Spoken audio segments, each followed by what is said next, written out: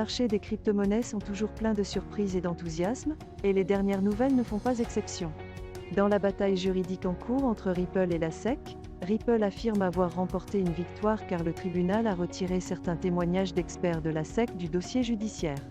Les détenteurs de Bitcoin à long terme réalisent actuellement des bénéfices, Glassnode signalant que le LTH Sopra a dépassé la barre des 1 pour la première fois en près d'un an. Dans le même temps, Ethereum continue de bien performer, avec une hausse de 57% de son prix, une position dominante sur TVL, et une capitalisation boursière. Malgré cela, l'équipe Stock Advisor de The Motley Fool ne classe pas Ethereum parmi les 10 meilleures actions que les investisseurs peuvent acheter en ce moment.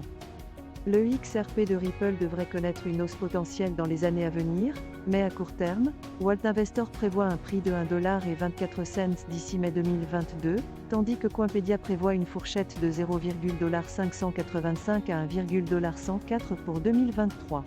Le sénateur du Texas Ted Cruz s'est dit préoccupé par les risques associés au CBDC, affirmant qu'une CBDC donnerait au gouvernement un contrôle trop important sur la monnaie des citoyens.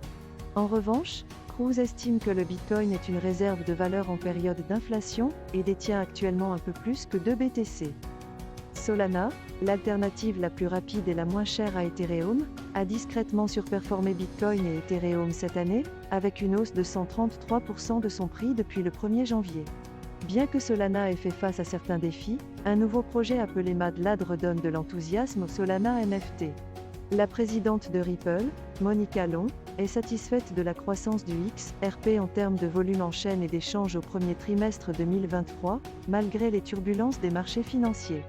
Les développeurs d'Ethereum continuent d'ajouter de nouveaux développements à leur réseau, avec des modifications de code pour la prochaine mise à jour appelée Cancun.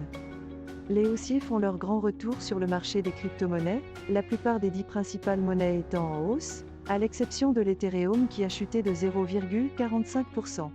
L'ETH se négocie près d'une résistance locale à 1905$, et s'il clôture au-dessus de la zone des 1900$, il y a une chance de cassure à 1920$. Malgré la volatilité du marché, les développeurs d'Ethereum continuent d'ajouter de nouveaux développements à leur réseau, avec des modifications de code pour la prochaine mise à jour appelée Cancun.